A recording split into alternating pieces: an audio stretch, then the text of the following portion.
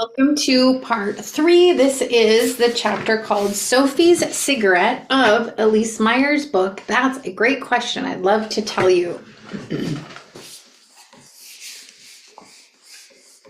If this is the first one that you're seeing, just know that I am not just reading the book. I am doing my own commentary along with it.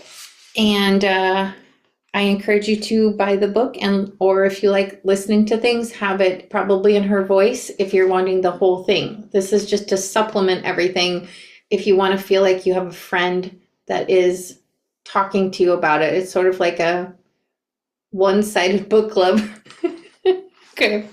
Sophie's cigarette. I got close to smoking a cigarette once. I chickened out at the very last second. We are lying next to each other on the bed we constructed out of couch cushions, staring up at the ceiling as we talk. Sophie is sharing about her first kiss with tongue, which I just talked about in the last one. Where an important distinction with her brand new boyfriend, Greg. You guys, if you're following this, my first kiss with the guy that I was just talking about was named Greg. That's so great. I've already had so many synchronicities in this. I was going to wear magic 8-ball earrings. I didn't last minute because I thought that would be kind of a weird thing to wear because it was so out of context. So I wore these instead. And then there's a whole chapter on that. And then I literally just on the last thing. Wow. Crazy. Okay.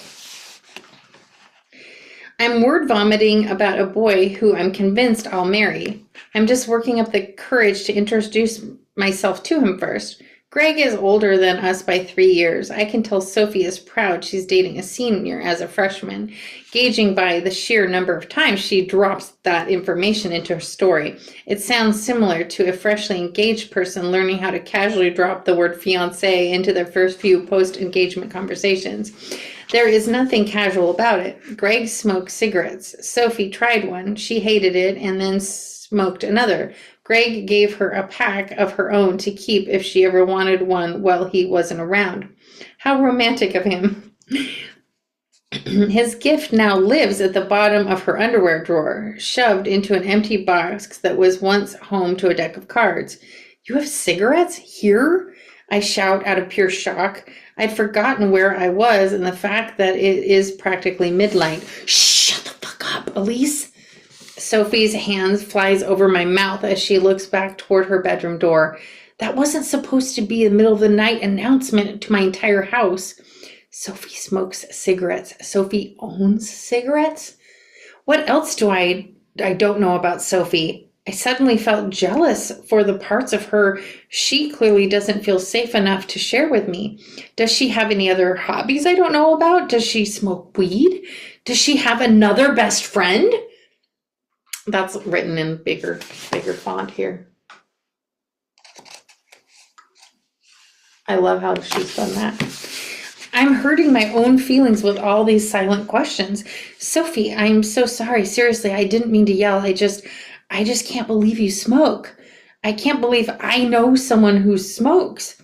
My voice is now registering at an appropriate whisper, as if that somehow makes up for the information I'd broadcasted through the hallways and likely into her brother's and mom's bedrooms. I hold the blanket we were sharing over my head and giggle at the idea of Sophie owning something as forbidden as cigarettes.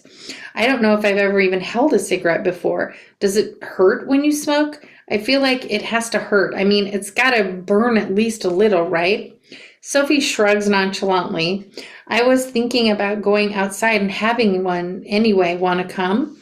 You can try one if you want. She's already to the point of smoking them casually, all by herself without Greg. I'm obviously coming with you, and I won't even scream while going down the stairs. I put my hand up to my mouth and gesture like I'm locking up my lips and throwing away the invisible key.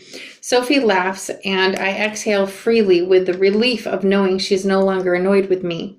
Sophie retrieves a box of playing cards from the bottom dresser and tucks it into her sweatshirt pocket. With it, she also packs a lighter. Is the lighter a gift from Greg too? What, this? No, I stole it from Cody. My brother has a million. He's constantly losing them. I think he buys a new one every time he smokes. Does everyone smoke but me? When did I miss this memo? We make our way down the stairs, past the kitchen, over the puppy gates, through the living room, and out the front door without managing to step on a single squeaky toy. Success.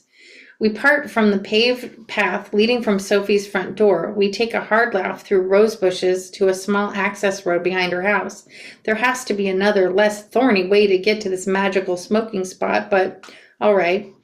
This is the only place Sophie is convinced she can safely stand without the smell of cigarette smoke wafting into her mom's ever open bedroom window. I wonder if Sophie's mom smokes too. Sophie is clumsy as she opens the box of playing cards that has been refurbished into a hiding place. She is even clumsier with the carton of cigarettes that hides inside. I don't claim to know much, if anything at all, about cigarettes, but the little I do know is that they aren't typically still wrapped in plastic if they've been opened and enjoyed.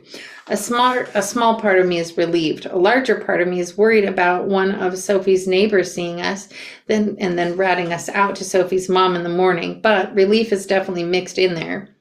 Maybe my best friend is still my best friend. Maybe Sophie doesn't have another secret best friend who are secretly cooler than me, who secretly smokes with and never tells me about.